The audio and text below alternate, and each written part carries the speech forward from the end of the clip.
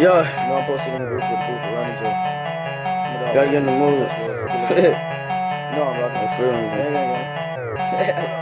Yeah.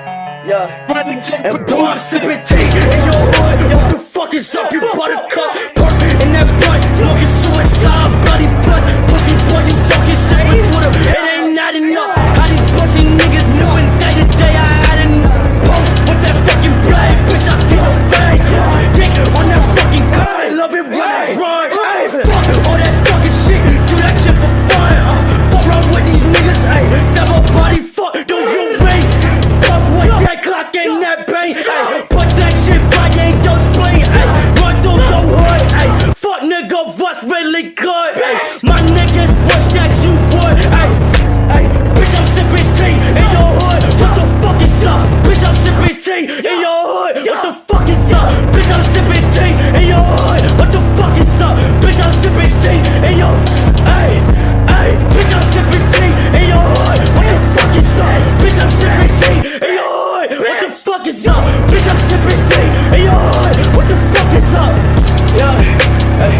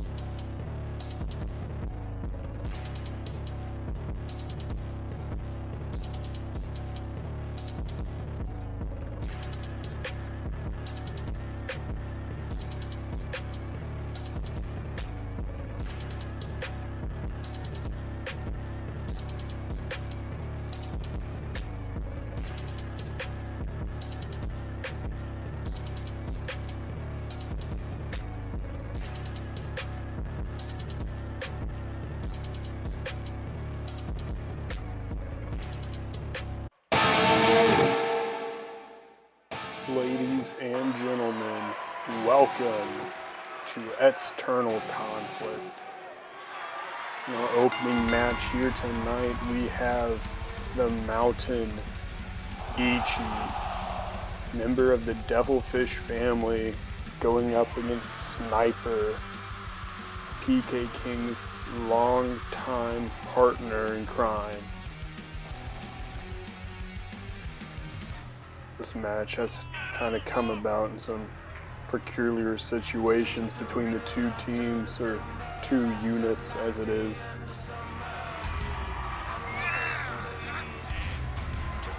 Of course, following Hypermania, both members of the Kingdom held gold. Currently only one does, after Sniper lost the EWTV Championship.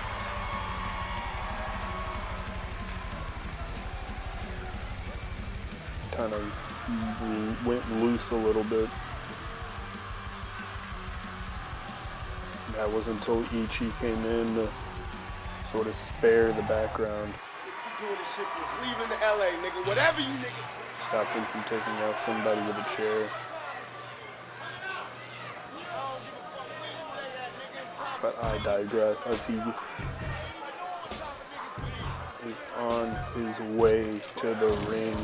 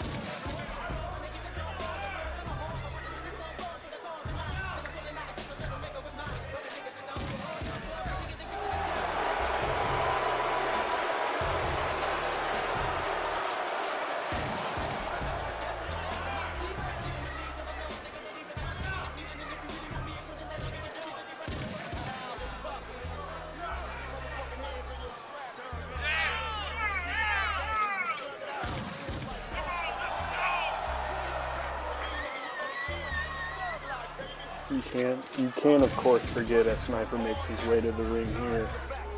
Just the dynamic that sort of hovers over, this match. The shadow that is, in the main event tonight being Romero versus PK King. You have two units ready to go to war here. Matt Heathers isn't booked tonight. It'll be interesting to see where he shows up, if he shows up.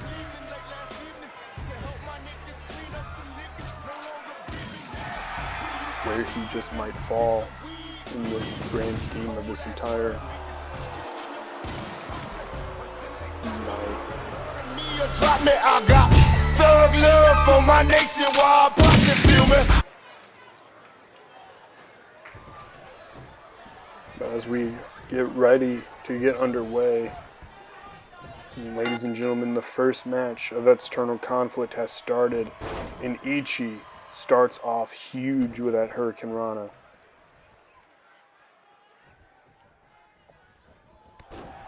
That drop kick to the side of the head. Eichi has yet to cease to amaze me. Every single time he gets in that ring, whether you question his morality and where he stands, and how he feels other people should be treated, how he's treated other people, he is a man that will put everything he can into his match. And Sniper is very similar. Sniper can absorb so much damage, can absorb so much pain, like I've mentioned before. He's a weapon, but he's also a defense.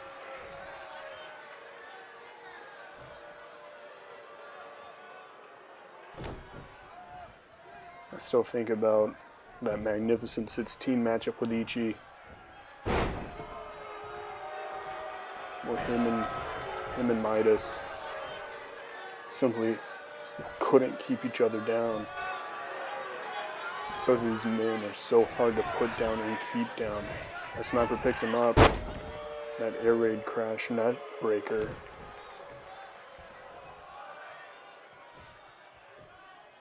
Dropping the knee to the head. I see a lot of heavy strikes here tonight. PK King getting together the combination.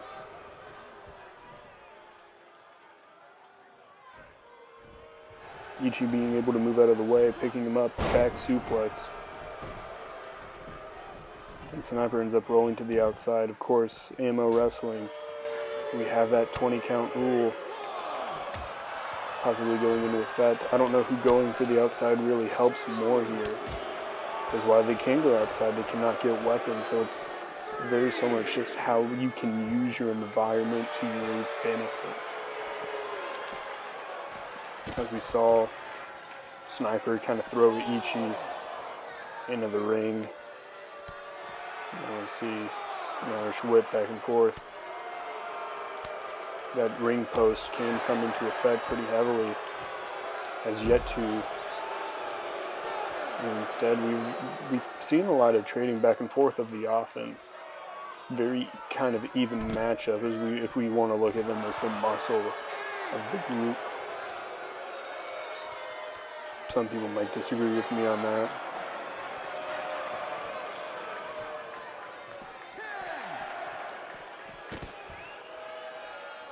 Sniper almost falling before he has a chance to go into the barricade. Possibly smart there.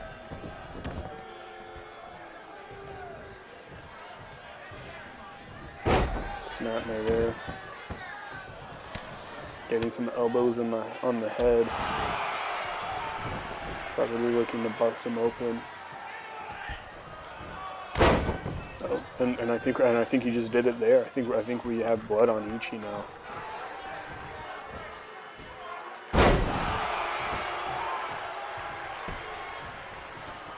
Busting your opponent up doesn't get you any points. Doesn't really do too much more damage. Can be more of a distraction, if anything. Kind of a long-term goal. You see that skull crusher by Sniper. They're going for the pin. 1, 2. Oh, and a kick out. If Snyper hits the kill shot, this could be over fairly quickly. No, Eichi fighting out of it from behind. Another snapmare. Going back. Going back looking for more elbows. Eichi not going to let it happen this time. It's DDT. There's a moment in that DDT where Sniper's head was the only thing touching the ground. He was completely vertical otherwise. In the corner now.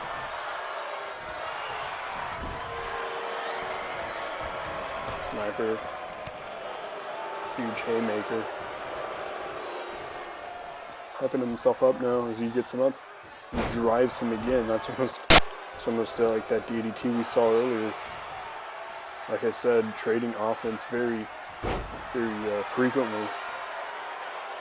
You can argue Sniper does have the upper hand because of that skull crusher.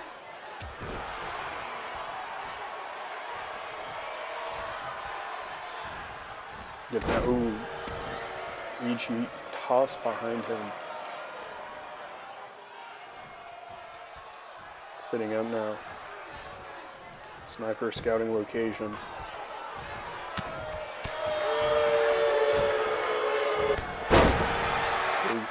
Lariat there.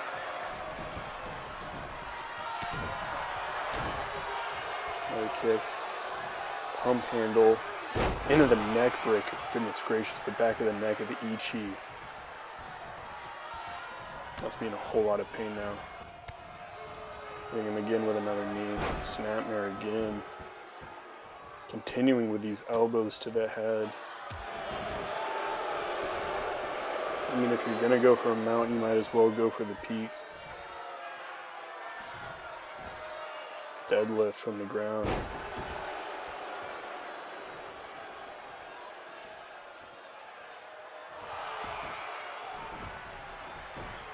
Oh, but Eichi able to get out of the elbows this time around.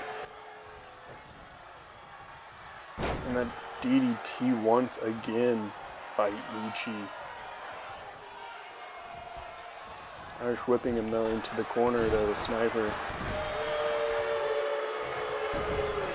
Now choking him at the bottom rope. Ref gonna give him a warning on that, try to get him slow down. Quits, of course, wants to still pick up this victory.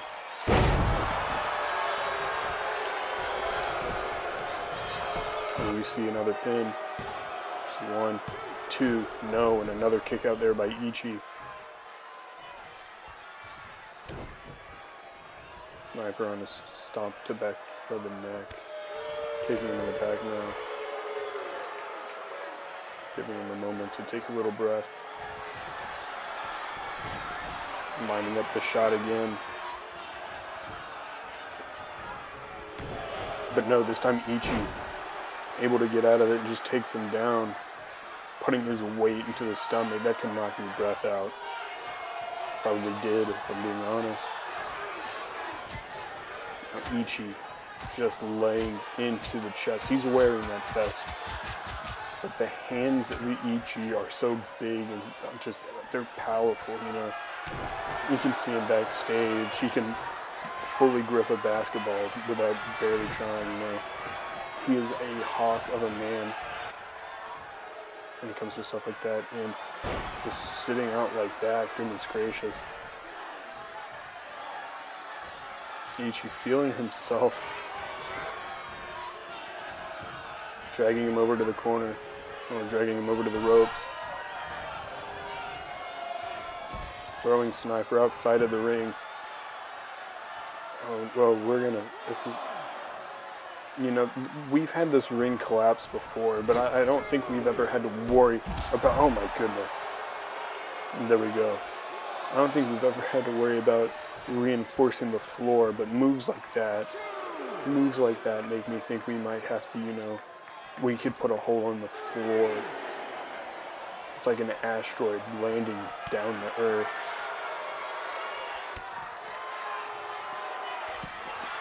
Going for that knee again, though, Snyper.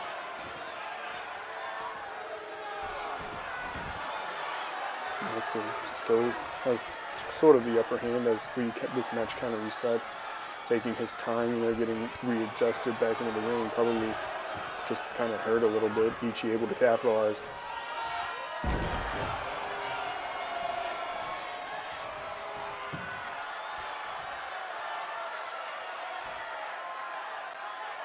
Using the ropes to help himself up this time. Eichi, no, he's not looking to do it again. But still building up a head of steam. Just putting that weight up behind his leg on the back of the neck of Snyper. Picking him up for his own air raid crash. Going for the pin himself. 1, 2, no. Barely a 2 count on that one.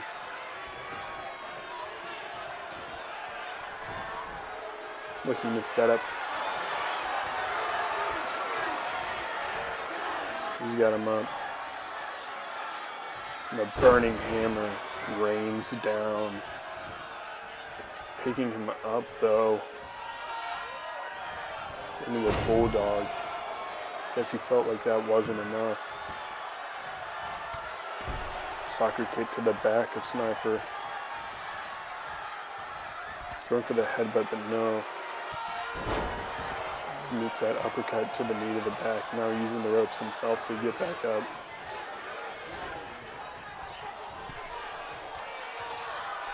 Getting him out now. That apron-assisted pile driver to the head of Eichi, which was busted open early in the match. I would like to clarify once again. The Sniper laying some punches in. Gets off the ropes, huge knee back to the head of Eichi. Gets him up though. Going for the skull crusher, but no. Eichi able to break out of it and meet him with a big elbow, and then uses that takedown again. Doesn't really care for the fan support on that one though. Dragging him to the middle of the ring. We're closer to the middle of the ring. Cranking at the arm there, taking away some of the power. Setting him up once again, and that air raid crash. That could do it right there. That might be it. As Eichi goes for the pin. 1, 2, 3. He gets it. As Eichi gets the first match of the night, establishing the Devilfish family as possible to run tonight.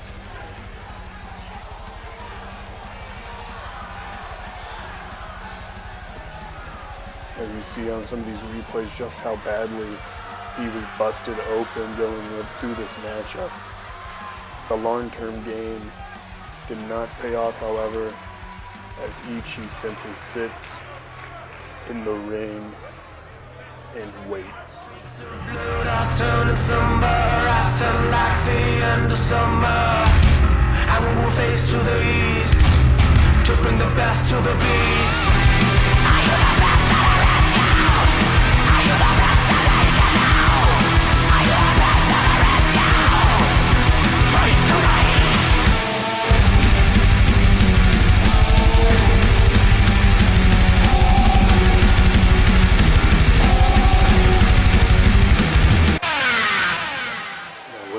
Gentlemen, the second matchup of the evening is a fatal 4-way women's match.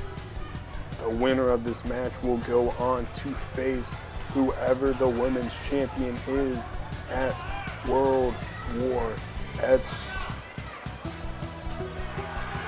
Up first we have Maria Garcia. Maria has had probably the toughest road as of late getting into this matchup. Really struggling back and forth, having to deal with people like Rose and Chiquita Bonita, the tag team of Carissa and Vanessa. throughout this adversity. However, she has stayed just as optimistic and energetic as always. And if she is able to win this match, it would be a great opportunity for her to get another shot at that women's championship that eluded her prior.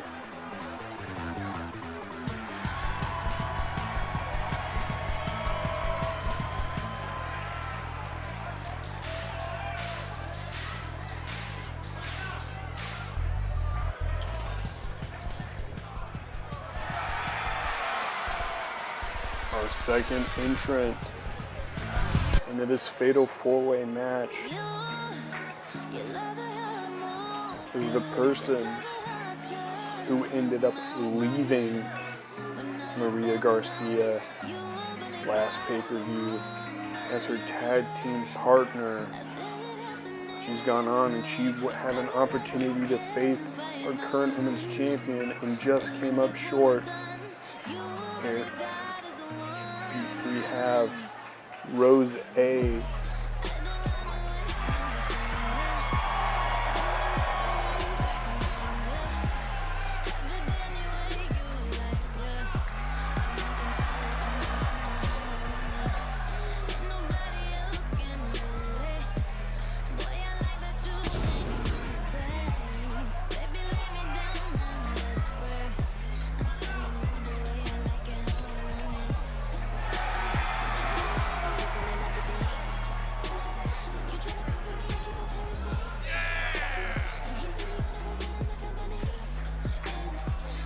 Of course, I can criticize Rose's actions.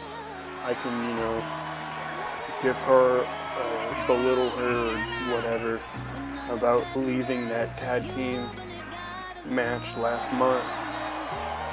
And I think most of that is rightfully so, but she believes she made the right choice, going in on herself, betting on herself, so that she could then end up in matches like this, winning matches like this, and then possibly even winning gold in the near future.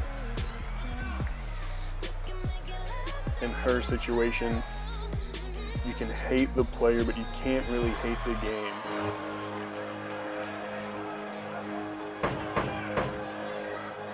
Sean Khalifa, man.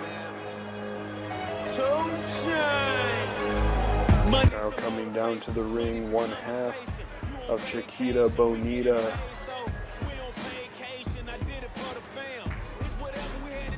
We have the MMA trained Vanessa Spencer, not accompanied by Carissa here tonight due to the just match stipulation.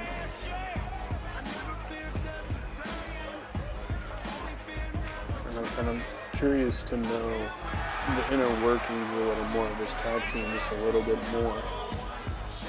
But Vanessa Spencer has this opportunity here tonight.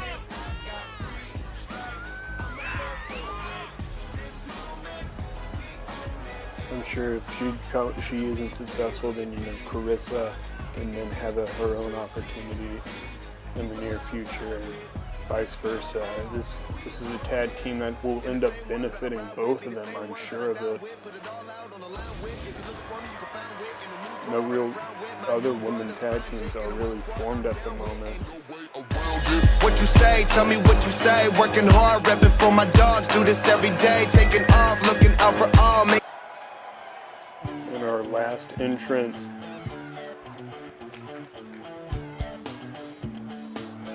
we have take this pink ribbon off my eyes.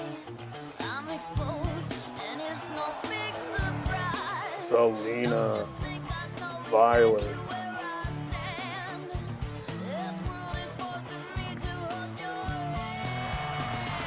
Selina's been in a sort of odd midst as of late. Huge opportunity for her to kind of establish herself, get back at it. Last pay-per-view, she was in that women's match. She is one of the only women to have pinned Courtney. Only 2 women have done it, and that is the champ, and that is Selina. And I think based off of that stat alone, she could potentially be the favorite to win here tonight. I think all of these women have a great shot of winning and can possibly go on to do great things, but nobody quite has the resume as of Selina currently. I'd rather not be, 'cause they won't let me drive late at night. Oh, I'm just a girl, guess I'm some kind of freak, but they all seem to stare with their eyes. For Maria, Rose, Vanessa, and Selina, all ready to square off. And this match is underway. Vanessa being able to reverse an early Hurricane Rana attempt by Maria into a huge powerbomb. It'll be interesting to see sort of how this match works out when it comes to, dynamics. We have Vanessa and Maria, and they obviously have their history with each other, being very recently, as we see one of those apron suplexes. Almost taking out Selina there too, goodness. But I think more interesting could possibly be Selina and Rose's dynamic back and forth. They don't have much history when it comes to facing off against each other. As we see another rope suplex, as Vanessa might be just trying to get Maria to every single one of these ropes. But Rose is a woman who's had so many opportunities, has had chances to capitalize. Has come very close before, but Selina has done more than just come close. She succeeded. She just didn't succeed when it mattered the most. She was in the final 2 last month. We know that she has the capability of surviving long term in some of these brutal matches, and that's something Rose hasn't fully shown yet.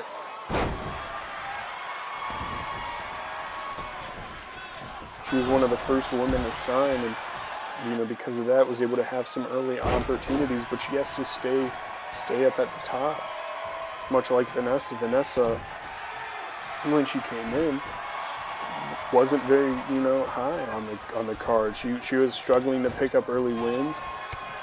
Ever since then, however, as Maria with a giant tornado kick, possibly knocking the head off Rose.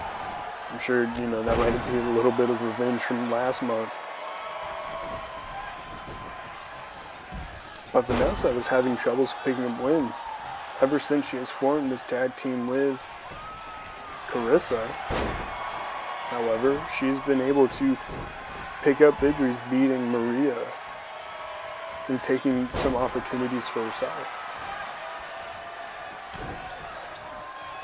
Maria has the wrist control of Selina, however, she goes for that toe-to-wheel arm drag using ropes. Happy to pull that off a little bit. And Rose, not so happy to pull it off.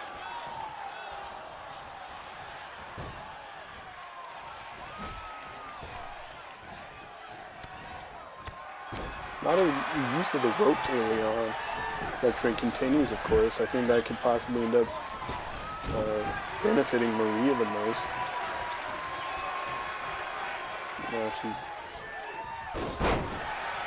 sending Rose all the way around the ring.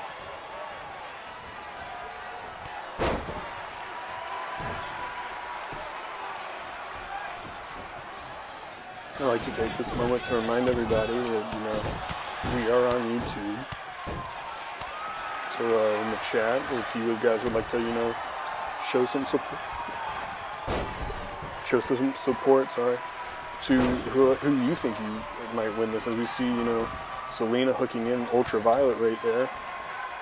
could have possibly been it if it wasn't, if it maybe was a little later, maybe some of the other people weren't as aware. But being able to bust out some of these bigger moves quick.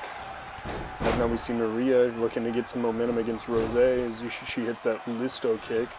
A Listo kick commonly followed up with that tiger feint kicks around the ring post as she does it and capitalizes.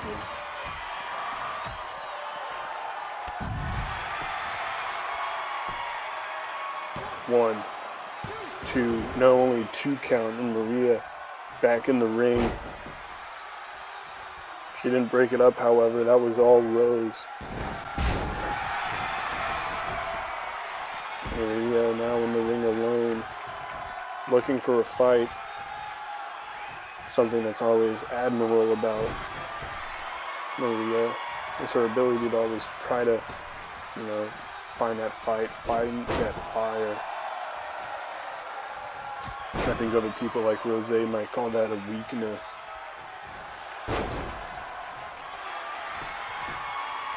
And now Selina going for the pin.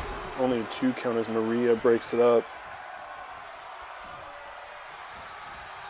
Rose picking up Selina now.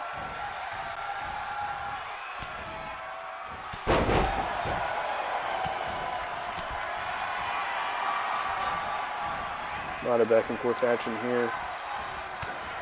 Rose countering. Maria using the ropes again, getting revenge for those suplexes earlier on.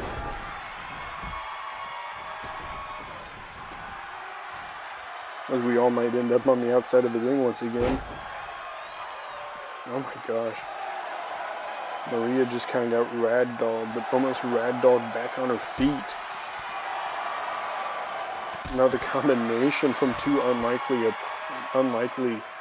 allies, based off of their history especially,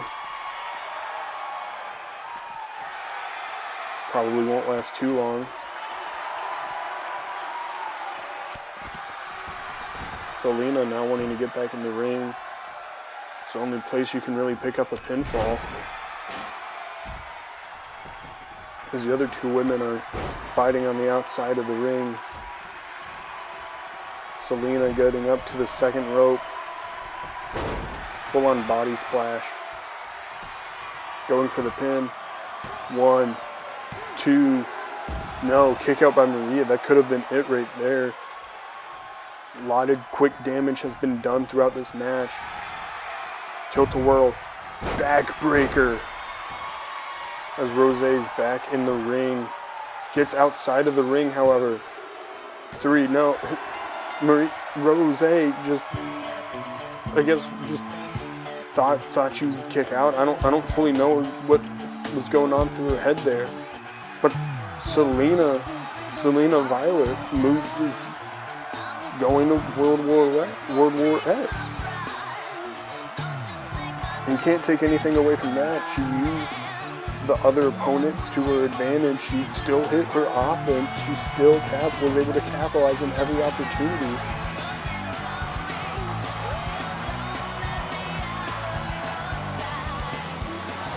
And she will be going to face either Destiny or Courtney later in December.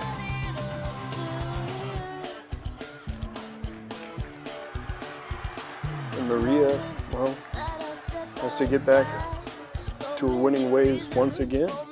Running high, I can't do the little things I love so dear.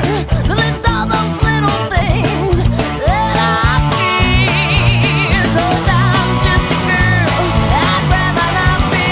'Cause they won't let me drive it out. Now on to our 3rd matchup of the evening. We have the Mann, Chandler, Finch.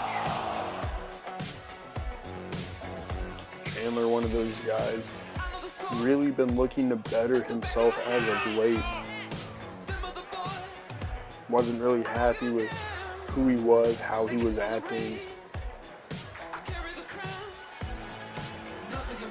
says now you're looking at not just the man, but a better man.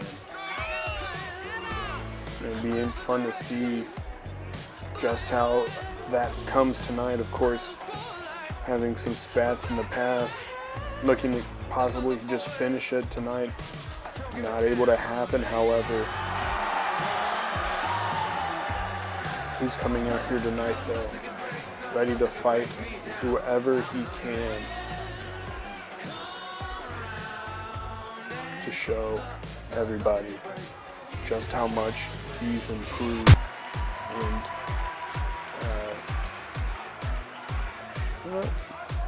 I'm not too familiar with this one. That's ladies and gentlemen, we have a debut here tonight. And we have the debuting Coda Riley.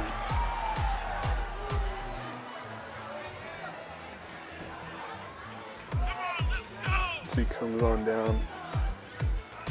Be interesting to see just how these two stack up against each other. Not much here is known about Coda. This is kind of a fairly new kid on the block in a lot of ways.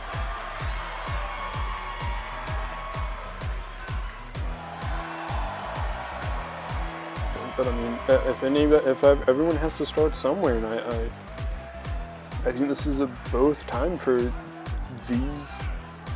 both of these men to start anew. As we get ready to square off here. But yeah, both men,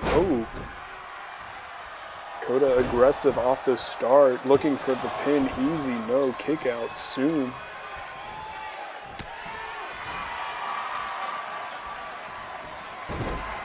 Chandler getting into the ground. Ooh, wrenching at that leg early. Kick to the leg again. He's on a mission here. But both men looking to start anew, like I mentioned.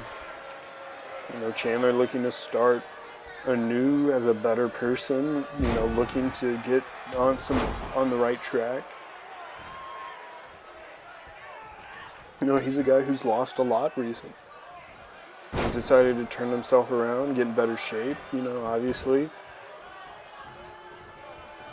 See those ads coming through a little bit. A lot of newer maneuvers. I don't really think he could do that before. Like standing moonsault. Picking him back up. So I'm gonna kick him again. No, Irish whipped him.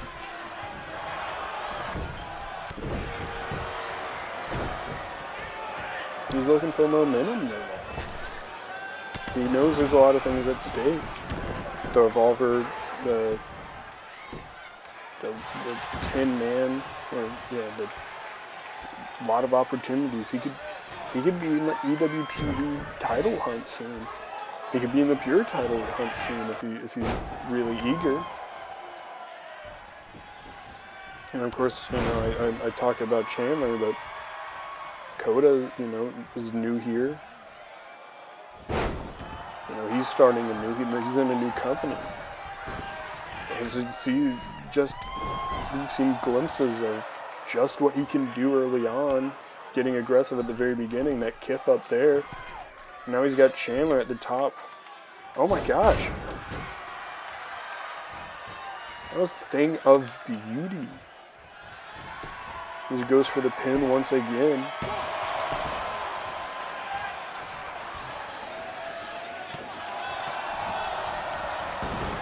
Going up to the top rope. Seems to be sort of his major game plan.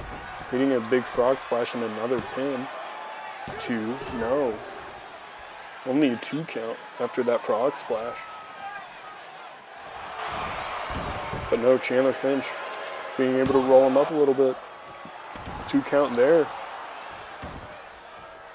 And I'd hate for that to be your debut loss in your debut match. suplex there by Chandler Finch. You know, piecing him up a little bit. And following through with that double. Now he's going up to the top rope. Be interesting to see fully what he can do as he just goes for the body splash. And he's going up again. And another body splash. He has found water in the pool and he is diving in, it seems. He's wrenching at the neck now, showing off a little bit. Setting up now.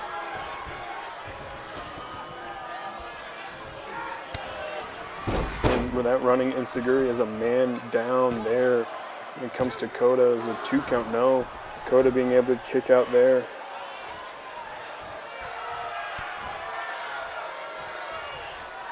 Ooh, that was Kota rolling out of the ring there. Probably the smartest option.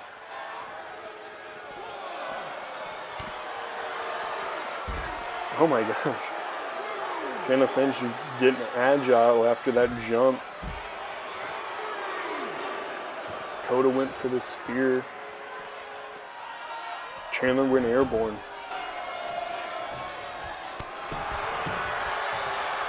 Taking him while he's down though.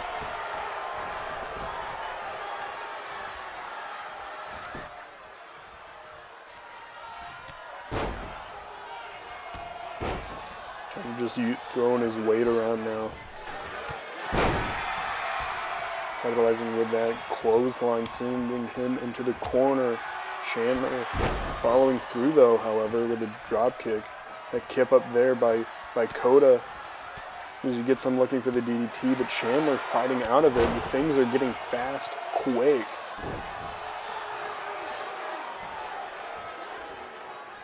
As he's just got him and he's just stomping in on his chest now. Setting him up. A kick to the leg, following through with the headshot there. Wrenching at the neck one more time.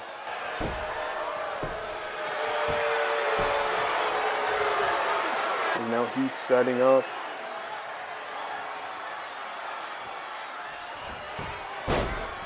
That schoolboy followed up. And he's going for the pin. 2, 3, and a huge win for Chandler Finch, taking on the debuting Kota Riley. Kota shouldn't be discouraged, however, he got some great offense in early on. But I think Chandler Finch is on a road to fully capture what exactly he's been looking for so long. Now, of course, this is the first step. He's still got to get a little farther. He's got to go a little harder along the way. But this is a great opportunity for him to get some momentum on his side moving forward. And if I'm Chandler Finch, I'm taking some pride in this one. I don't give a damn, I'm the man, come round.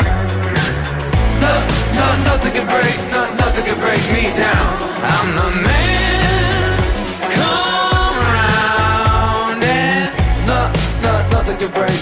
You can't break me down. I got gas in the tank, I got money in the bank. I got news for you, baby, you're looking at the man. I got skin in the game, I got a household name. I got news for you, baby, you're looking at the man. When it comes to Friday.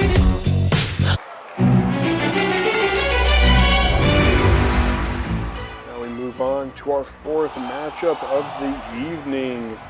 Coming to the ring, the last hero, Leon Stark. Leon, been here since day one. has been a fighter all the way throughout. He's worked his butt off to get every opportunity he has. He has been handed absolutely nothing in this company. His opponent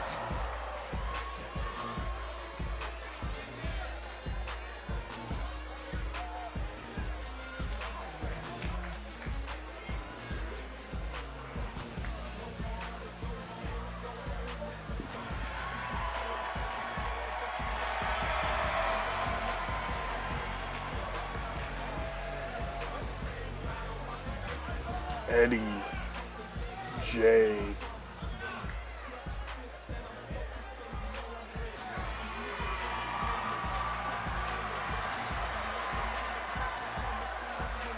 Eddie is one of the toughest men here in AMO Wrestling. His record right now is relatively even across the board.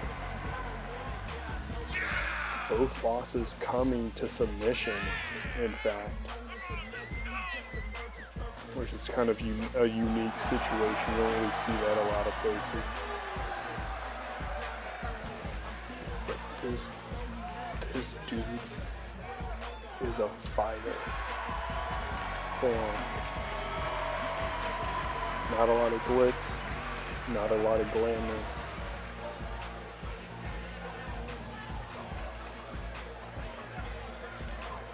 He's one of the hardest hitters here in AMO Wrestling. And he's had matches countless times that showed just that fact. So as we get into this match here tonight, I think we got to think about the road both men have taken thus far. Both men are so close to grabbing those brass rings to get what exactly they want, to finally get into that place where I think they can feel just a little more comfortable here on the roster. They're both so close to scoring that big victory that cements them. But only one is going to walk out here tonight, the victor, as Eddie Jaye has been high octane since the beginning.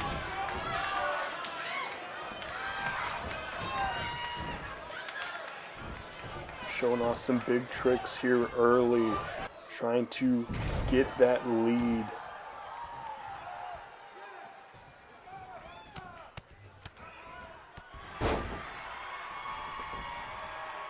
Leon, however, is usually the smaller man in some of his matches. He's a hard kid to count out.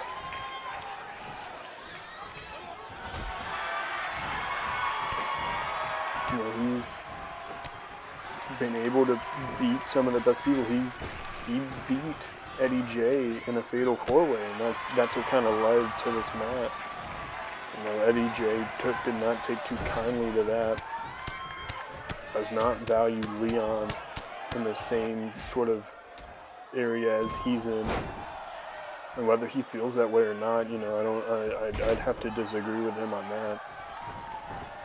I think Leon is one of the possibly most talented individuals we have. He's a very young kid thus far, and he's been able to pick up some great victories. We'll see that Luthez by Eddie. As we get to learn a little more about Eddie as things move on, I think we should mention his time spent in the military.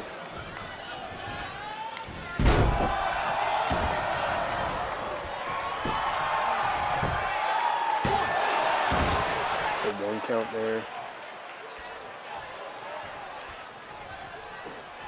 No, I've yet to sit down with Eddie and talk extensively about some of the things he's done in that. But if anything, that just shows his work ethic and his discipline as he's kind of been going through, been here in AMO. We see just some of this, that power bomb. That power bomb looked uncomfortable. I don't know if he got more than he would bargain for, maybe a little less than usual.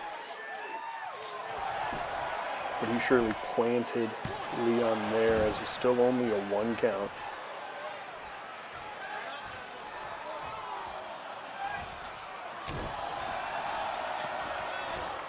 Eddie's been targeting that leg, and he's been primarily targeting the leg, the back, and the neck. I think those are pretty good. Oh, just a open hand slap by Leon. That probably just made Eddie angry at that point. Leon, however, is probably just tired of the disrespect. He's wrenching at the neck. And if I'm Leon, I'd probably be tired of the disrespect too. This is a kid. You see that giant tornado kick. He can pull off moves like that. He's one of the most gifted people in that ring at a very early age, and he's been here since the very beginning. You know, it's sort of that thing, you know, where Eddie's come in. This is his second ooze. We see that rolling elbow by Leon as he rolls him over and goes for the pinfall. No, a kick out there, however.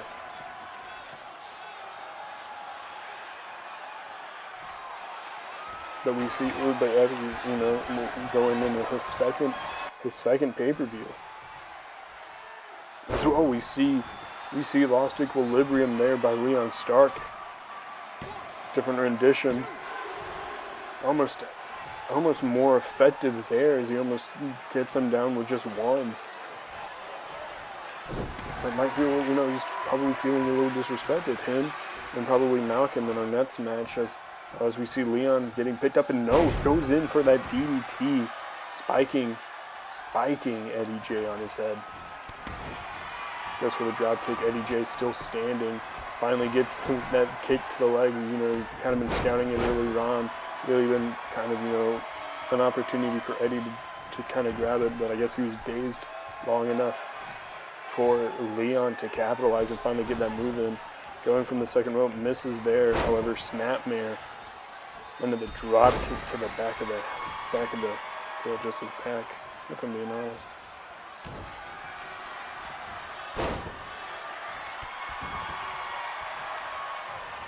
Just trying to look for what connects. That connects, however, as Leon Stark hits him with that Pele kick.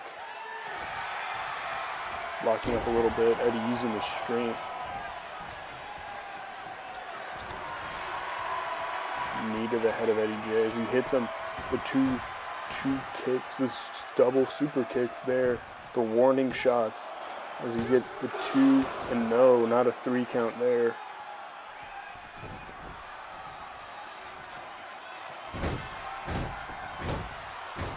This match has gone by so quick. Both men going for the Lost Equilibrium. Just a straight up Kavat Ace Crusher, Lost Equilibrium, and no, only another 2 count there. Eddie J getting the key reversal there. Ringing the bell now. Look at that Irish curse. And that bro kick just ringing the bell, and that's it. Eddie J picks up the victory there. Leon might need to be checked on after that boot to the head. As Eddie picks up a key win with heavy implications going into the next pay-per-view. Great fight from both men.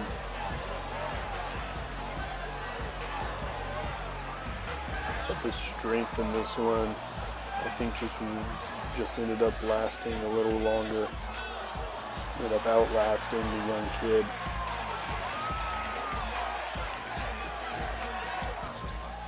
It's a great win for Eddie. But I know Leon won't be deterred by that. Nope. Just not yet. So picture perfect.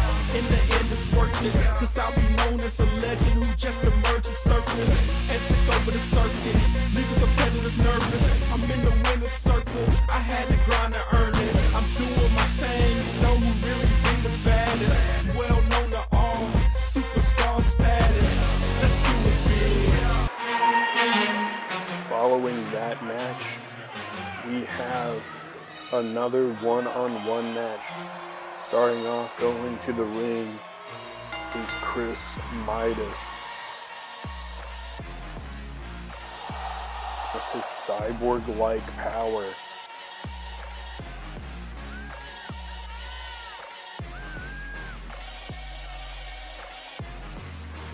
That last match, going into this match, all four men have been sort of intertwined as of late. As we had that tag team match on the last episode. Did not go in the favor of Leon Stark and Chris Midas. And I know Midas is looking to hopefully get, the better end of that deal.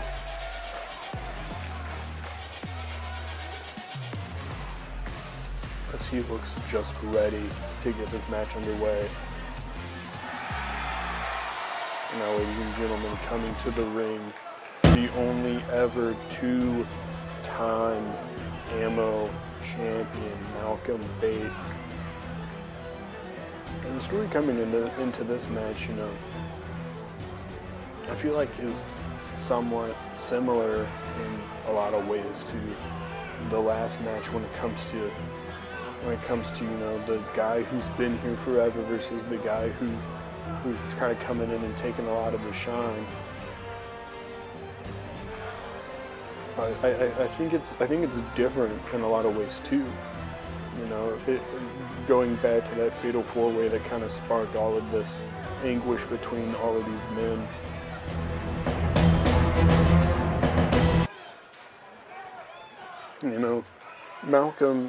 Malcolm casts the blame on other people.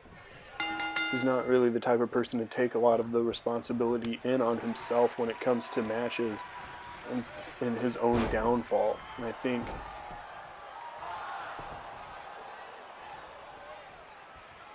think that's been a key difference.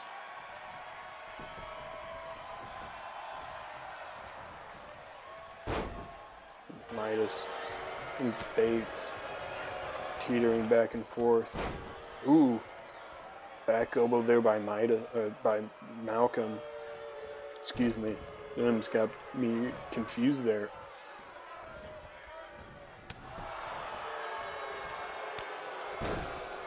But in the same vein, like I was talking about, Midas isn't the guy who came in and demanded all of the respect. Midas came in, he put in work. Midas has been putting in work for years to kind of, and he's here in AMO Wrestling, and we're so happy to have him. But Bates not being able to take responsibility, kind of for things, Midas, in his power and agility, like we just see there, he's just trying to do his best here. He's not trying to, boost himself. He's trying to, he's working with AMO. And both men back and forth, I think want the best for this company. I just think what they have, their idea for the best for this company is different. And I think that kind of rubs Malcolm the wrong way because, for Midas, what's best for AMO isn't always going to be Malcolm. As you see the frustration from Malcolm just as he's struggling to kind of gauge the power, find that weakness in Midas, just going back and forth, kind of, rating each other, trying to find, strengths, weaknesses. I don't think he's really been able to find one in Midas yet, and I think that's kind of led to this frustration. And the only times we've really seen Malcolm lose is when he's just off of his game, when he's thrown off, when he was thrown off against PK, and kind of the back and forth antics that they've had with the titles and interrupting matches, and just it's been frustrating, I'm sure, between the two of them. But Midas was able to come in this match. He had that game plan. I think he maybe had a better opportunity to scout Malcolm, as we see, big Uranagi there from the choke slamming position almost into that spear, and that's one of his key moves. We see ref finally get position. No, about 1.5 there, possibly 2 if that was a little bit quicker. Malcolm getting back out in the ring. Midas just seemingly having the upper hand. Malcolm thrown off all the way through, picking him up for the Kingdom. Oh no, never mind, that's not a Kingdom Powerbomb. Oh, I know that is the Kingdom Powerbomb. I'm sorry. I was expecting the second iteration of it.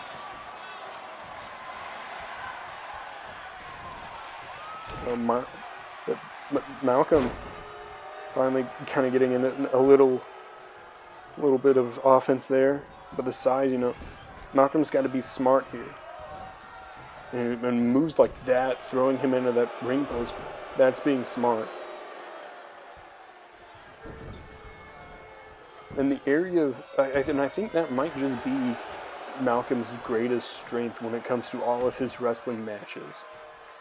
You can, in a lot of ways, maybe, is it dirty? Yes. Is he breaking a lot of rules? Yes. He's bending rules constant to try to get his advantage. As we can look back to his matches with Leon Stark when he brought out brass knuckles to try to pick up a win in that 2 out of 3s match.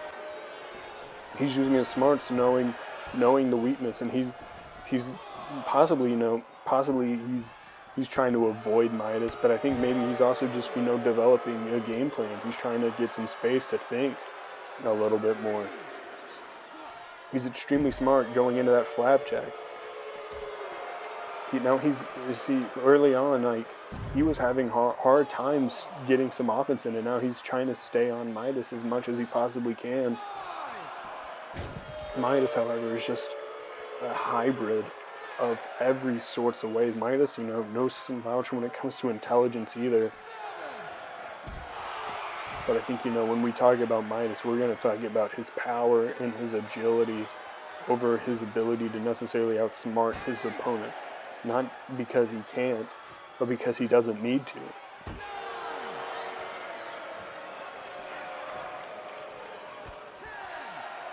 As we're on the outside here. The ref going to keep a strict count on it. Possibly another plan from Midas from the beginning is to try to, or from Malcolm, is to try to get Midas outside of the ring to possibly, get him to that 20 count.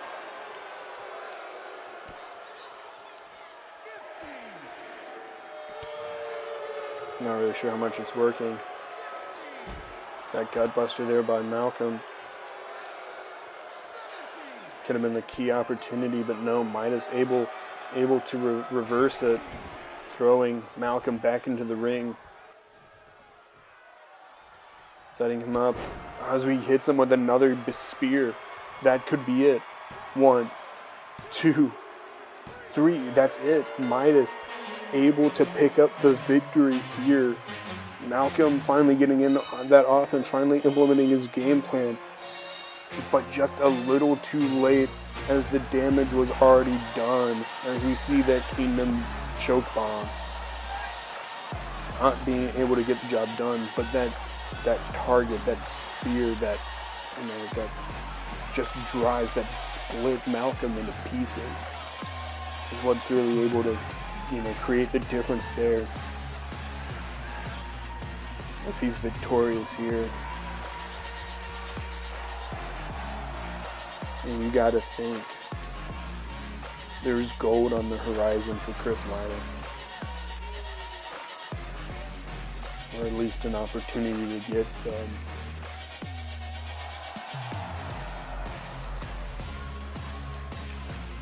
His championship matches are coming after this break.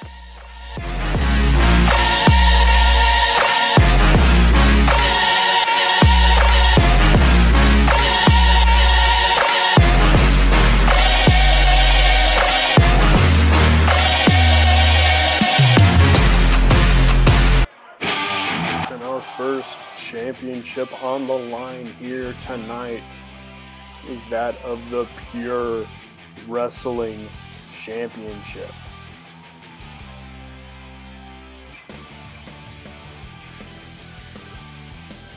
And you hear that guitar, that can only mean one man. And that man is Kenji Kobayashi. The Pillar himself has the opportunity here tonight. Kenji has been undefeated since his debut.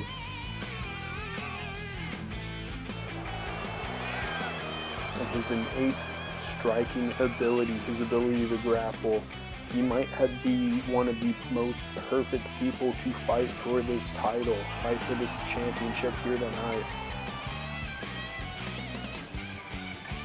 And I just know that a lot of the fans love Kenji Kobayashi, a lot of the ladies in particular, as he is awaiting his opponent tonight.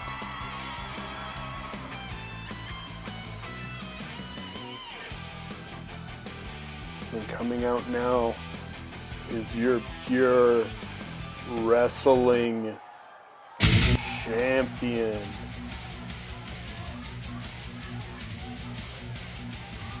BT Bobby Mann.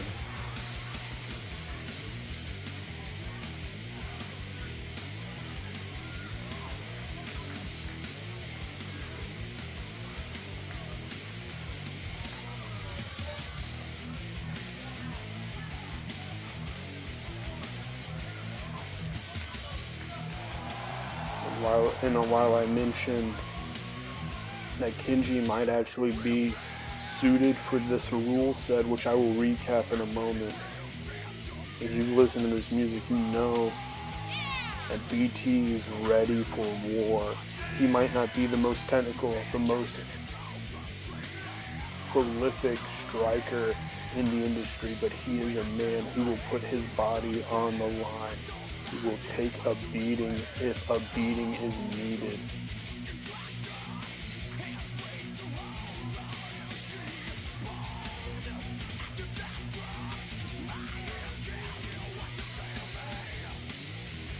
And you can talk about the rules, and you can talk about certain mandates in this matchup, but I think that might be the key to holding this title.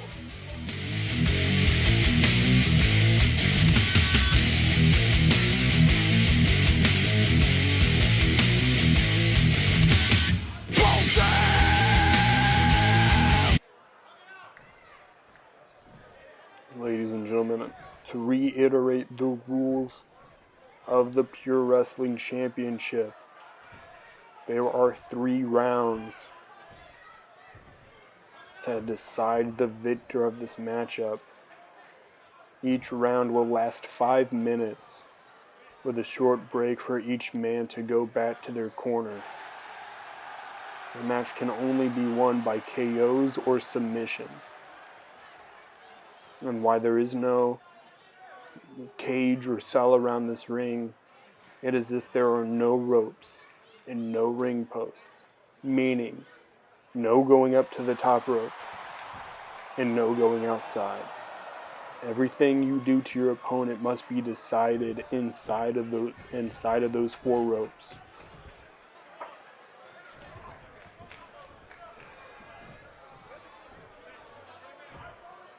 We also ask our competitors to wear gloves in these matchups, of course. BT putting his on after coming to the ring. Kenji came out with them on, both wearing black.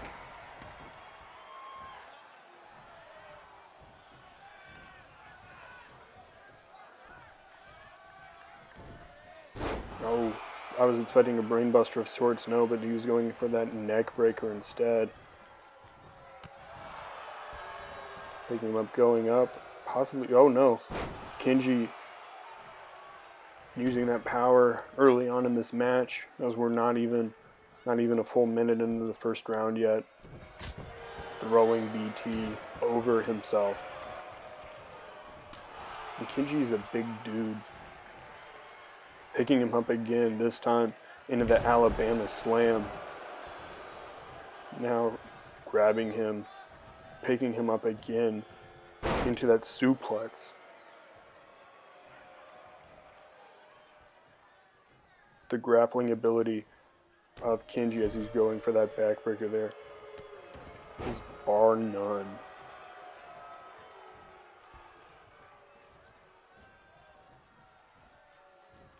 BT, though, answering as Kenji is looking to get back, using the ropes to get back in his corner, get back up to his feet. Whether he's tired or not, you know, that might just be a decent strategy. Of course, BT using what he could, and now locking in. He's got him on his back, locking in, trying to squeeze, trying to get that early submission. No, Kenji not going to let it happen. Meets him with the back of his head for that headbutt. Now just throwing him.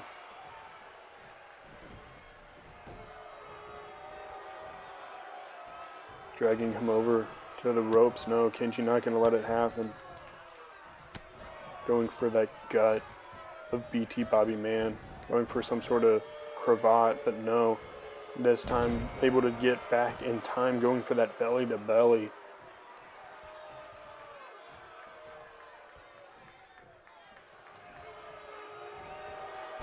BT reversing what it was, whatever Kenji was looking for there. Getting up, going for another Alabama slam.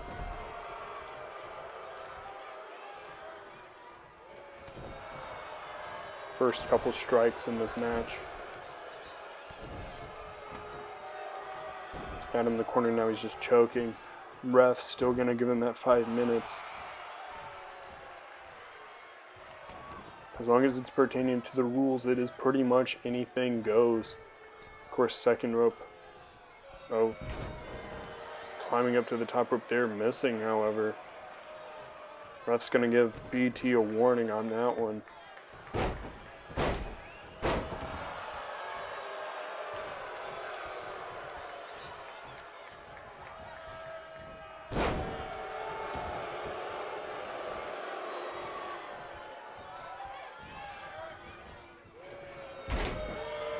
Going for that neck breaker again. Different variation this time around, similar effect. Caught him, however, into a Uranagi of sorts.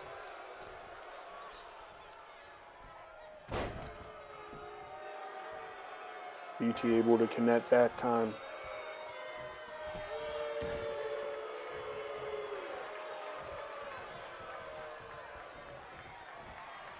Setting him up for the BT driver. That might have busted open Kenji a little bit. Luckily, we have a minute left in this first round, so he could possibly kind of get patched up on the side by our medical staff. Just kind of be main part of this offense going to Kenji in the first half is just kind of tossing BT Bobby around the ring a little bit, using that size.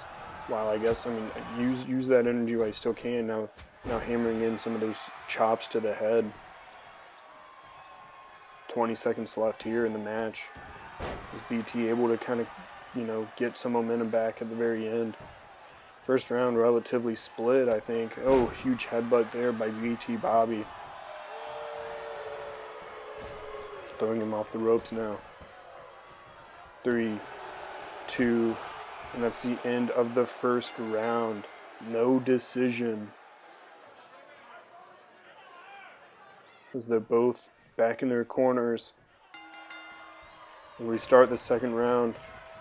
Kenji starting off kind of like he started the first one, but no, this time BT being able to reverse it and get into a Luthez where he's just hammering home some punches on the head, trying to reopen that wound.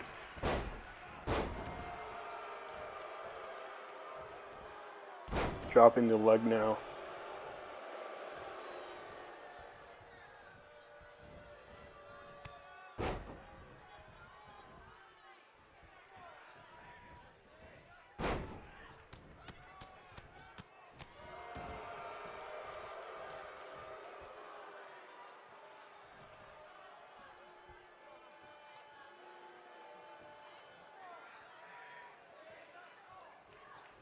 Cranking at the neck. Should mention this is the first defense of the title. A lot of things are still very new to it. Ref still has to make a lot of judgment calls that he might not be sure on.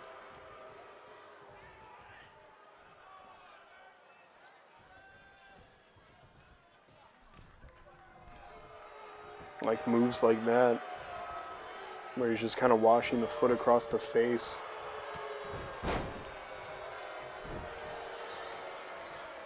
Kenji trying to get into it. No, picks the wrong time to do that. As BT lays into him again with a lariat. Going for another lariat. Ends up just kind of connecting at the hand. Ends up kind of being like a running punch of sorts. As he hits him with the DDT, spiking his head off the apron.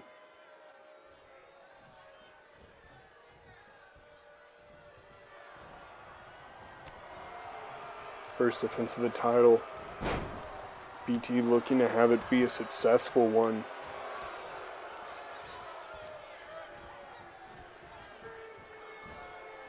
Picking him up, oh my gosh, into a power bomb.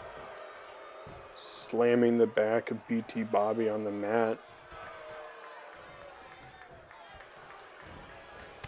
That one was pulled out of Kenji's bag of tricks, it seems. Snapmares, he's just kind of washing the face across. Stomping at the back now. Punch by Kenji. Another punch by Kenji. That time it floors Bobby as he was able to land the headbutt.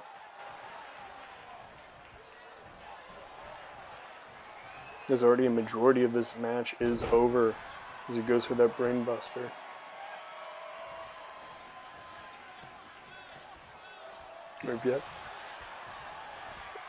We have yet to see a match go to decision, and if we keep seeing moves like that by Kenji and that burning hammer, we just might not. Picking him up in with third Alabama slam, the whiplash that can cause on the back of your neck.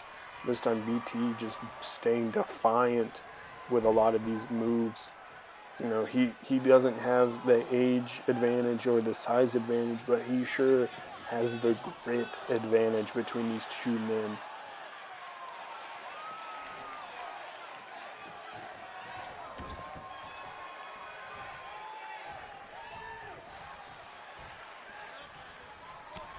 As he jabs the stomach there from BT, kind of drops him a little bit rough, unsure really about kind of like what caught him there.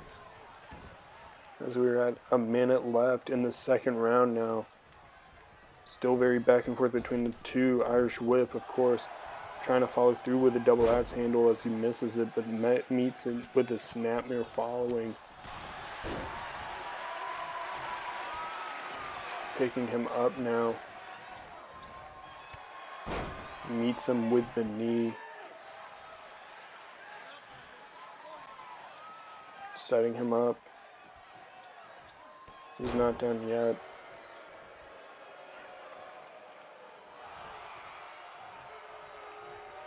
BT getting him behind as he drops him, looking to choke. Kenji able to grab the ropes there. That might have been his only chance to get the decision this round. Kenji gets the reversal there. 5 seconds left. Has to hit something big soon. Picks him up, but no. Ref separating the two as we go into round 3 now. 5 more minutes on the clock. One of these two men are walking out with the title.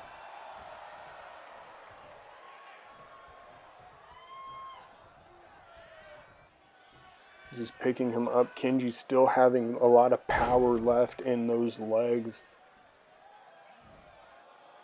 Kind of a marathon lifter. Caught him. Oh, meets him with a double axe handle, however. Kenji able to take advantage of the momentum that BT's trying to build and using it for himself. Still back and forth. A lot of this match has been back and forth between the two of them. As we are almost down the first minute, as we see a lockup here separating between the two as BT kind of just pushes him. She hits him with that brain buster. Moves between the two are somewhat similar, but we just see moves like this. That's the difference between the style of the two, is just how they connect.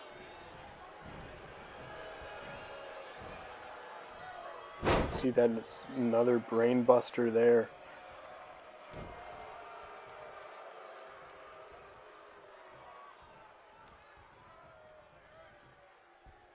And oh, as we see that neck breaker again. Catching it off guard. Staying in the same formation, but doing very different things. But Kenji charging at him that time. When you see a charge like that, it is just so hard to stop, as we see another dropping headbutt. Falling headbutt there. And BT still getting a lot of having the wherewithal to hold him off, and now drops him back again. And the BT clutch. Breaking out of it again. It's Kenji.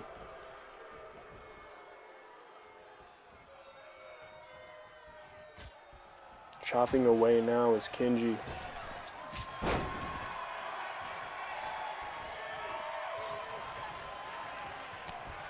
Very reminiscent of the first round in a lot of ways.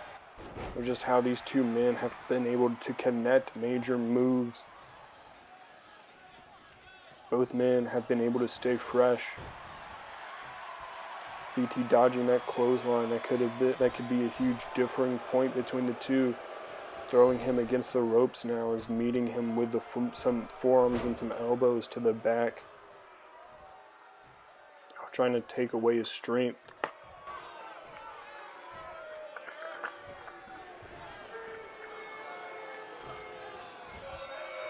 Picking him up now. And we see the punch to the side of the head. Kicking now. Kenji back up to his feet. Belly to belly, tossing Bobby Mann over him. And I've seen strongman competition. That is not easy. BT looking to set up. This could be the end. We're in the third round. Both men running towards the end. He's got that guillotine in. Trying to just suffocate, but no. No. Kenji able to kind of stand up a little bit and just drop BT as he gets him in the corner. As we were under a minute, Jason clotheslines him. Since we are at 45 seconds left, and we see that abdominal stretch. That abdominal stretch by Kenji has won him matches in the past, and BT just can't take it anymore. He either faints or he taps out. I wasn't able to see from my angle, but either way, the ref calls it, and your new pure wrestling champion and still undefeated here in AMO Wrestling, the Pillar, Kenji Kobayashi. Another great win, a great match between both men. As you see, it was a tap out there.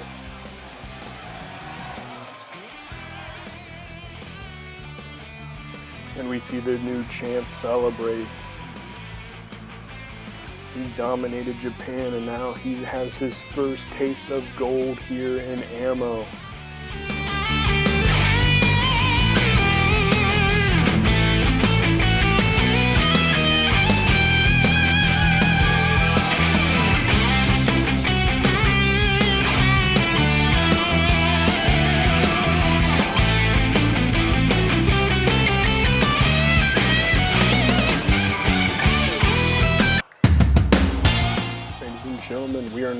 on to our co-main event, the AMO Wrestling Women's Championship.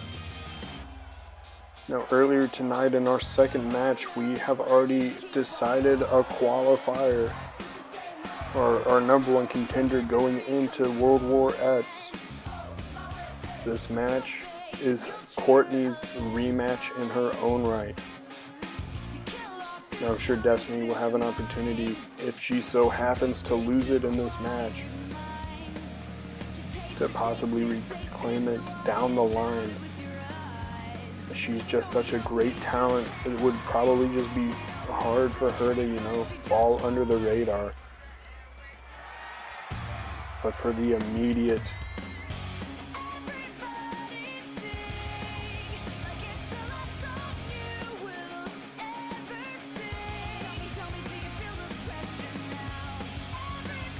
we look at this match. I mentioned it already, but this is Courtney's rematch. Courtney was the first ever AMO Women's Championship, looking to regain it to become the second ever. She's got the task, a hard task ahead of her. She has to go up against Destiny Martinez.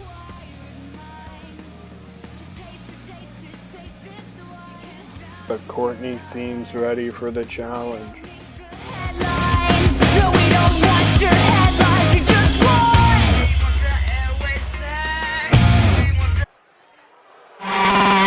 Here she is, the AMO Wrestling Women's Champion. Even though this is her first defense, this is her second time walking to the ring holding the title. Last month, she ended up stealing it after ambushing Selina and Courtney post-match and taking the title away. That was the match that Selina actually ended up beating Courtney. Two women have pinned Courtney, and well, if she wants to reclaim that title and hold on to it, at this point she's gonna have to beat both women.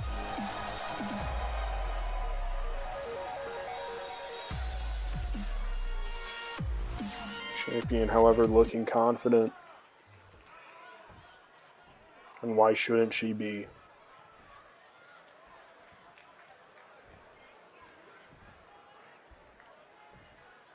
We see that title right there.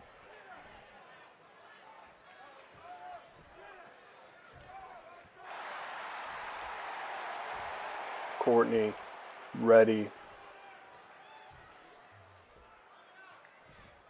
Destiny, ready.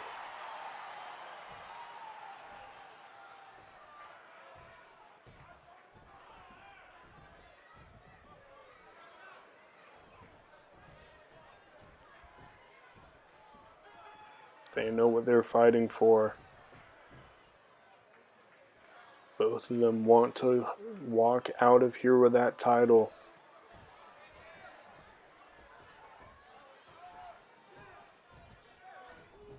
And we're underway. As I mentioned earlier, during entrances too, however, I mentioned that, Courtney, first ever champion, when Destiny came onto the scene, Destiny came straight for her and was able to kind of get under her skin in a lot of ways and was able to walk out Hypermania holding that championship.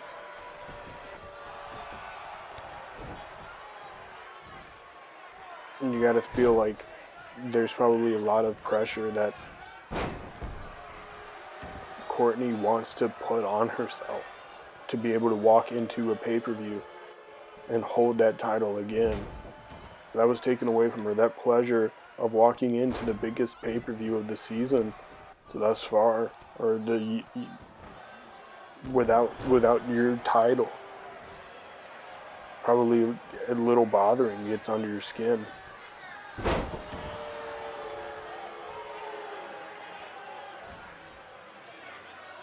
Destiny's been making a lot of waves, however, in a lot of the local scenes. One of the premier upcoming women around. Irish whip. And we see moves like that. Earlier we saw that powerbomb into that Samoan drop. Destiny does a lot of things very well. These two women can go to war for months, exchanging blows, and I don't think either of them would really get tired of it. You see headbutts, those head-banging headbutts from the Punk icon.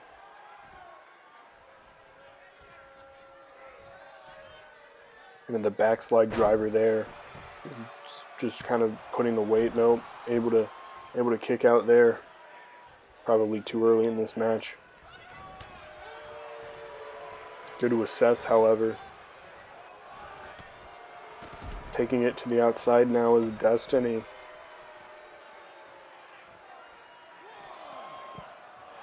Courtney able to step out of the way. Pump kick outside of the ring. Oh, and just telling Destiny how she feels.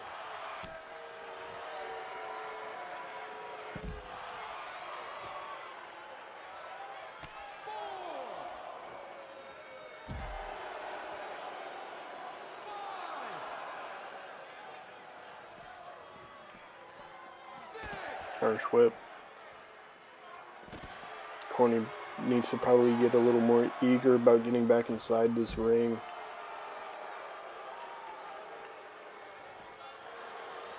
Champion's advantage is in the play as we see another backslide driver.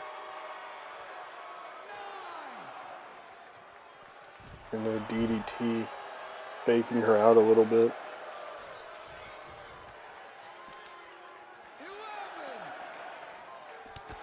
Oh, interesting sort of variation of the Dr. Teeth there. Slamming her head down to the mat now. Taking her to the barricade. Needs to get her back inside. But gonna take this opportunity to use the knee. Oh, just that running knees. Driving in. Possibly breaking some ribs there of Destiny. Destiny, however, throwing Courtney off of that ring post.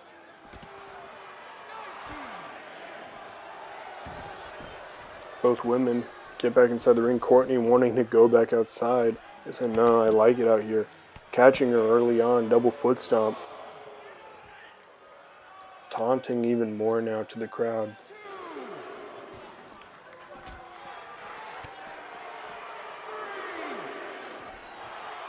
Leading into this match, we weren't really sure who was gonna kind of take that mantle to face Destiny. We thought it could be Rose after sort of, trying to take that opportunity and establish herself as that challenger, but ended up losing to Destiny.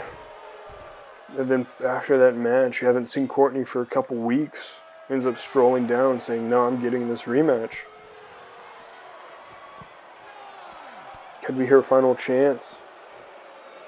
After nursing some injuries, of being the first women's champion, I'm sure it probably takes a toll on your body. Coming back at 100%. We're seeing two women 100% fight here tonight.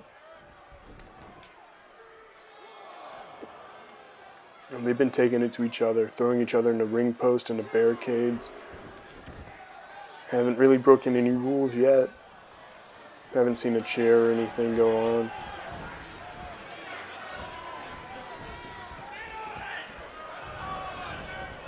You see that handspring, double leg, drop kick sort of thing off of the ropes there. And with German suplex. I think Courtney's probably a little more unorthodox between the two women here, and I feel like she'd probably be one of the first women to tell you that. You don't walk around being the Punk icon and not be a little unorthodox, as we see that sliding blockbuster back into that DDT. We've seen that on the outside, on that hard floor, or at least on the mat. Setting up for that punk kick, as you could call it.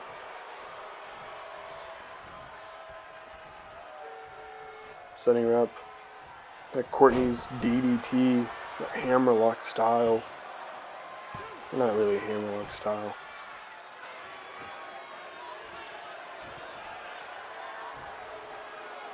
Well, she is staying on Destiny with a second DDT, going for a second pinfall. 1, 2, no, Destiny, that was only 2. Courtney's in disbelief. I'm also a little in disbelief. Following up straight after each other. But no, Courtney just got speared by Destiny. After finally getting some momentum on her side. 2 count of her own. After that big maneuver.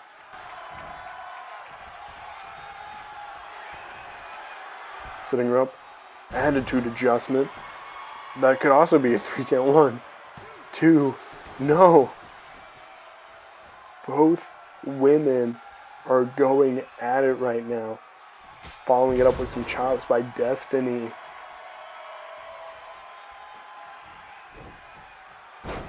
Uranagi there.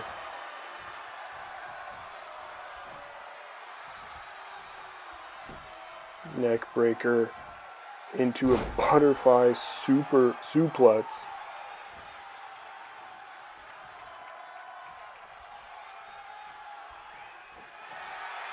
Just because a suplex is super doesn't mean it's a superplex. But we see that followed up with a Pele kick after that reversal by Courtney. Hitting that drop kick. Keeping the momentum on her side as much as she can. Fighting off the offense of Destiny. But Destiny's still able to fight. She's so quick and powerful. And that's such a dangerous combination. Total sending her almost through the barricade. Camera cut there, it looked like some sort of elbow. Followed up by a similar elbow. These women are staying outside. I'm sure if this were to happen again, I'm sure they'd probably want some sort of stipulation of some sort. I'll just go as far as say, I don't think these women really like each other too much. You know, they probably don't really care too much about the other person's well-being. You see moves like that just dropping the person from at least, maybe 7 feet up in the air, just down on the concrete, covered in a thin pad. Just throwing off a ring post. These women are looking to hurt each other. The fact that the championship is on the line must be just a bonus for them. Is that after being thrown off the ring post, Courtney able to throw Destiny off the stairs. You see that suplex on that mat too. This stuff hurts. Courtney running inside the ring, breaking the count. Aware of what she has to do to reclaim her title. Destiny, however, connecting again with that elbow.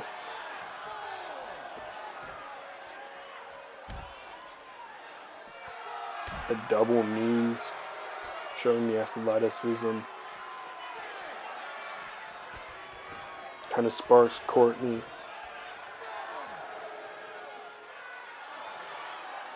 He's now waiting inside the ring. Decides to go out.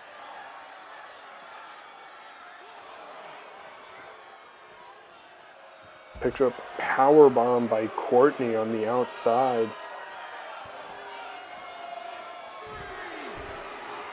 I don't know if Destiny really hit the stairs first or the ring post. Either way, probably kind of in pain. spending a lot of time outside just kind of throwing each other around.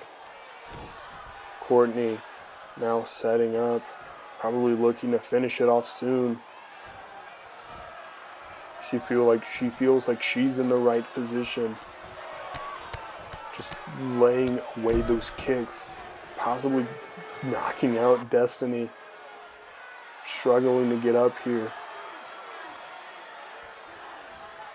Catching her in the DDT.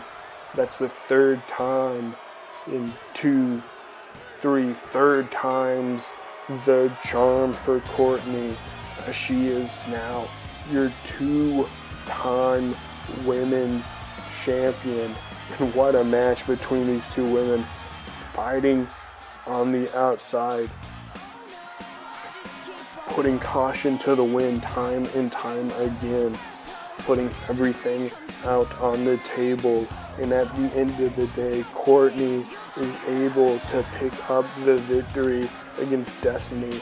I wish they would show the replay of that powerbomb on the outside, because when I saw that powerbomb delivered by Courtney, I figured that might be the final nail in the coffin. That was unexpected. That was out of the deep pocket of tricks by Courtney, and it was just the perfect time to pull that off. As she will face Selina Violet for that title and the next pay-per-view.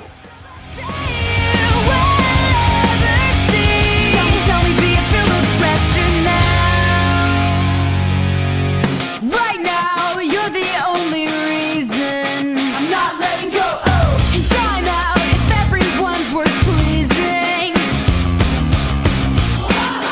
You'll trigger a All them I taught them beat, but them word. All them I taught them beat, but them word. All them I taught them beat, but them word. All them I taught them beat, but them word. All them I taught them beat, but them word. Yeah. All them I taught them beat, but them word. Yeah. Big, the log of fire, the non-complier, the death defier, the Mike Myers, murder rapper for hire, doer of drive-bys, the bag, clack, let it loose, murder all witnesses as alive. That's a job completer, dependable contractor, the backhand whack rap slapper, Mr. Leather Bomber Taker, catch you getting off the escalator. Run it real smooth and don't trigger the Hey, as a Undertaker. team lacking, I would've ran me a Supreme racket. Yes, ladies and gentlemen, we have been in Charlotte for many months now. But next pay-per-view, we will be going to the Spectrum Center, the home of the Charlotte Hornets. And well, the good news for the people of Charlotte in that match is no matter what happens, the outcome will always have some sort of winner. It would be nice to see some wins in that arena, I'm sure. But I digress. Ladies and gentlemen, it is time for your main event. Coming to the ring first is your challenger, Deshaun Romero, the leader of the Devilfish family. Actually, I should correct myself. The Devilfish family has no leaders, but he is the crucial founder of the Devilfish family. We saw earlier tonight, Eichi was able to pick up the win over Snyper.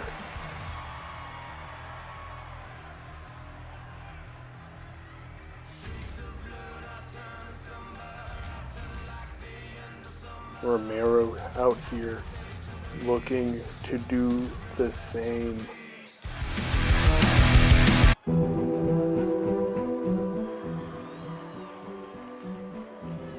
Now coming down to the ring, he is your AMO World Champion, PK King.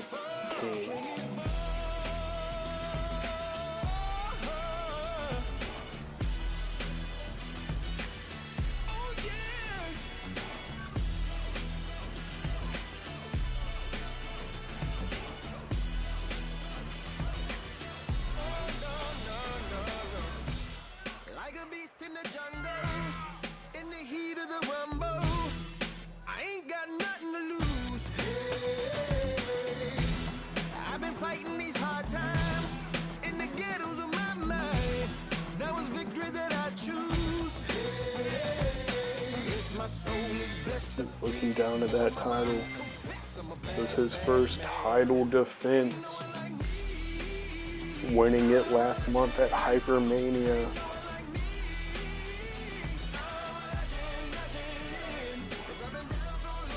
Beating Malcolm Bates to finally climb the mountain and become world champion. About to smash house, can't nothing stand in my way. I don't care what the place is, from the penthouse to pavement. You better hear what I say. Yes, my soul is blessed, the king is born, mama, I confess.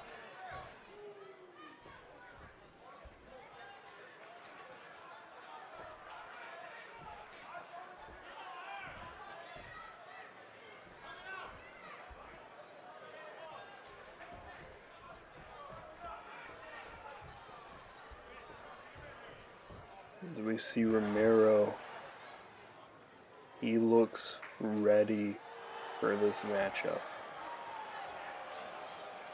Romero's never really cared too much about winning. He's always looked to inflict the needed damage. But I think he's finally realized this opportunity brings forth a new way to inflict damage. PK King looking at the title possibly for the last time.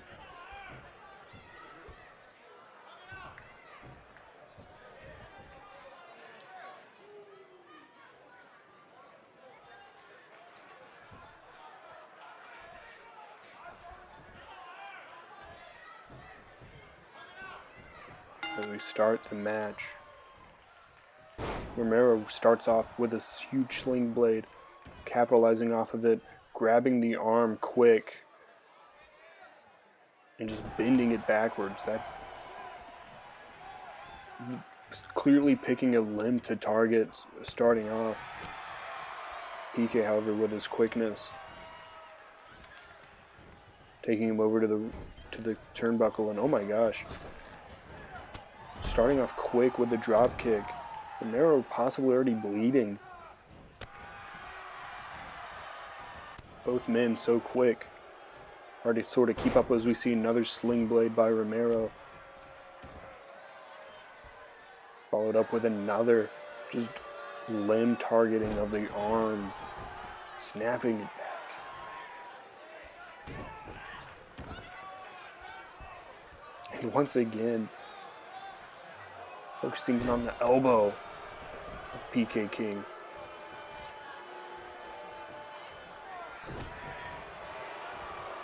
And then a half and half suplex. Romero looking strong in the early on the early going of this match. Presses in on O, just shaking the foot, stomping at to finish it off.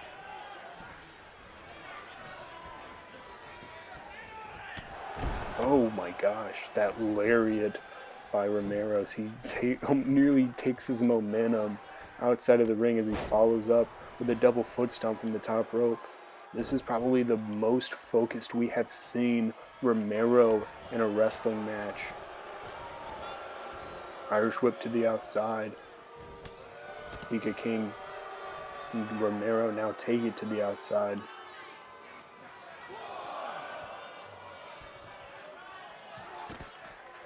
The interesting thing between these two men when it comes to this championship bout, I believe, is sort of their motivation. While they both have people around them, I mentioned before, and we heard from Romero while in his ominous space.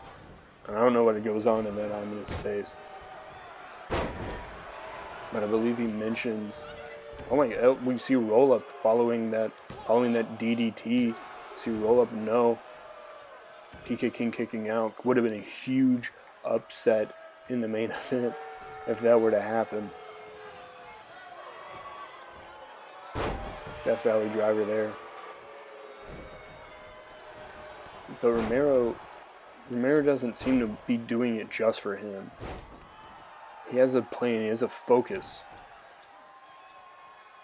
This is a part of his agenda. Ooh, and a big stomp to the back of the head. Going for the pin now. Only a 1 count. But he has this agenda with him. He has his family. Oh, and we see a belly to belly by Romero. Usually probably not gonna really be able to connect with that, but I think because of the size comparison, they're both not the tallest men.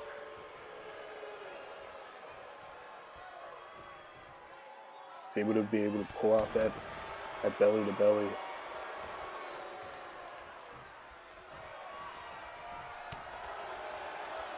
Shot to the back, picking him up. Oh my god! Oh, a burning hammer of sorts. Trying to get, oh, and we see MIA off the bat. 2, no, kick out by Romero.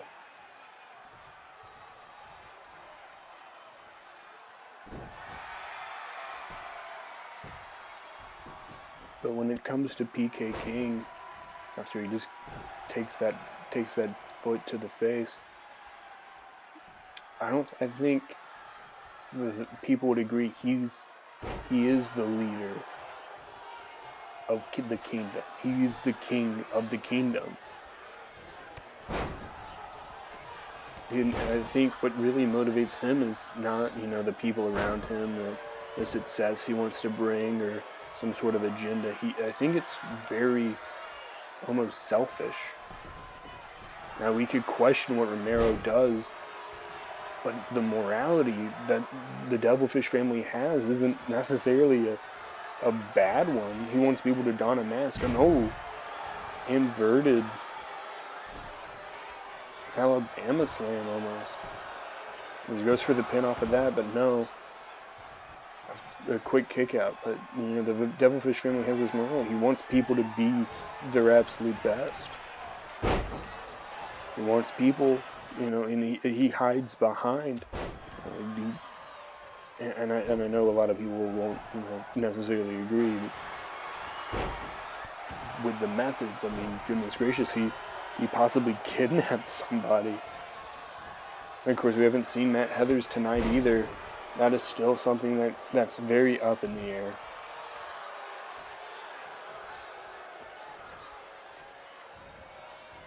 Now as we see that Olympic slam, my bad. Oh, but no, forget what I was just saying with messing up the move name. We see this hold on the legs now of PK King. Romero very technical, very aware of his surroundings. As we see the victory lap, my bad, by PK King going for the pin now. 1, 2, no. Kick out by Romero. Fairly neck and neck between the two. PK King outspeeding it on the grab there. Catches him. Dragon suplex there.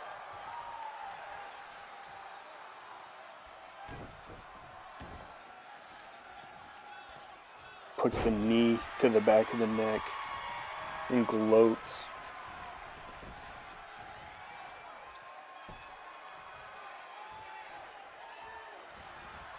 Oh, he follows it up again with an MIA. 1, 2, no, and another kick out by Romero, not wanting to stay down just yet. The defiance of Romero in the face of PK King has been astounding. PK King tries to get under people's skin. He tries to, do his own game plan primarily, but Romero has been defiant and has implemented his own game plan and has invaded his own game plan. And I think if this goes into Romero's favor, it is because of that. It is not because he has let PK King do something. It is because he himself has been able to implement something far greater. As we see PK King DDTing Romero. Once again, just laying the knee on the back. Saying you like, almost taunting the audience like, you like what you see, don't you?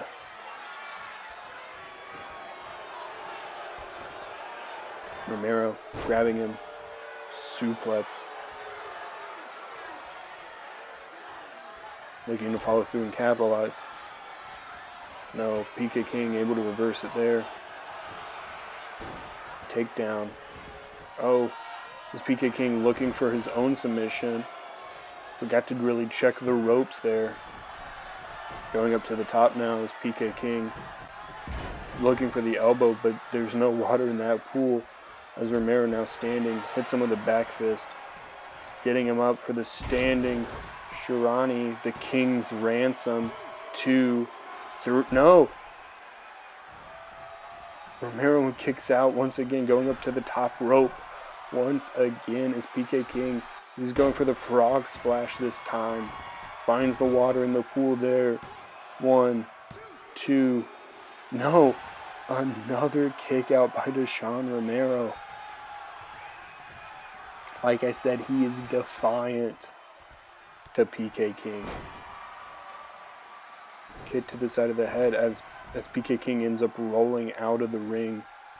Romero looking to meet him face on. Hits him with a sling blade for the 3rd time this match. Snapping at the arm once again. Maybe that has been the difference, meeting him with elbows now. Romero now being tossed back in the ring.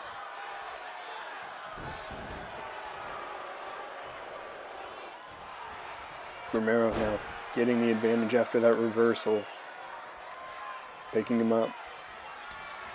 Chop to the chest. PK King grabbing him. Now in the tiger suplex.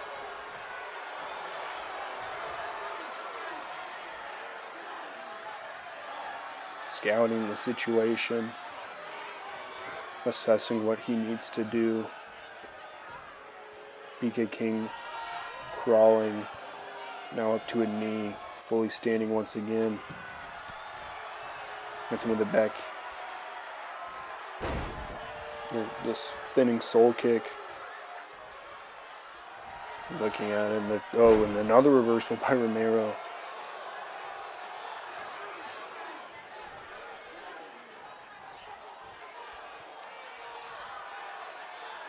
And man, at this point, I just hate to be a limb of PK King. Especially an arm. Getting that wrist control. Ends up being reversed.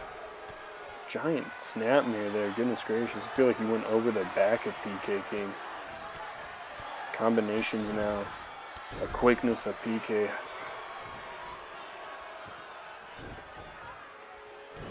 Romero now on the outside. Standing on the apron. PK letting him get back in the ring. Mistake there as he clocked him with an elbow. Catching him. Half and half.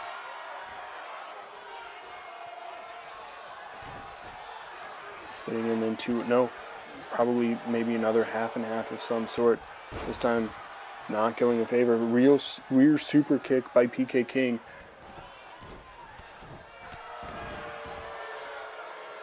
Now he's setting up. He's setting up for the King's ransom. He's up, hits it down. That has to be it. 2, 3, and the King retains his crown. What an effort by Deshaun Romero.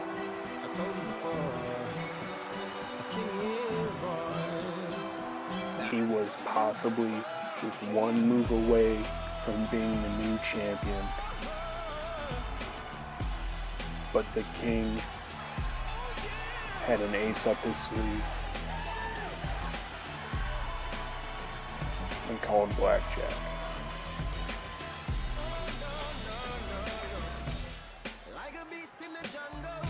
You see some of the blood will drip down from the head of PK King, but he's holding tight what he values most.